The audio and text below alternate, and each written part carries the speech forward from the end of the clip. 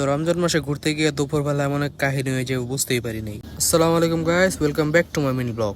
তো রমজান মাসে দুপুরবেলা সবাই মিলে ঠিক করলাম যে বন্ধুরা আমরা সবাই ঘুরতে যাব। তো আজকে সবাই মিলে আসলাম বন্ধুর দোকানের সামনে। তো একে একে সবাই আসলো, এই যে 5 টাকা আমার হাতে। তো আমরা 4 জন যাব, এই যে 3 জন আর ওই যে একজন আর আমি একজন, 5 জন। সরি, 4 জন বলছিলাম, আমরা 5 জন যাব। তারপর আমি আমার আরেক বন্ধুর দোকানের সামনে চলে আসি। ও কিন্তু এসি ফ্রিজের কাজ করে, কাজ শিখতেছে আর কি আপাতত। তারপরে শুনতে পারলাম যে ও বলে শার্টের ব্যবসা দিছে।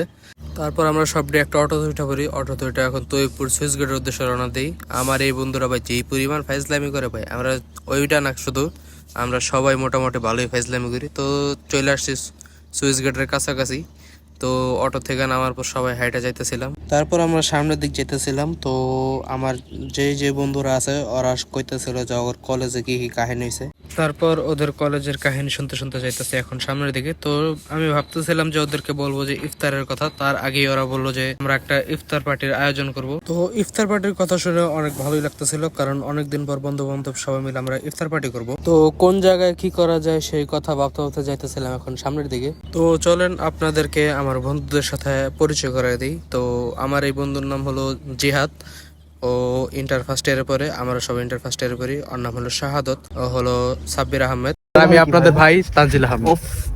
তারপর আমরা সবাই মিলে ভাবতেছিলাম ইফতার পার্টিতে কি করা যায়। তো এক একজন এক কথা বলতেছিল।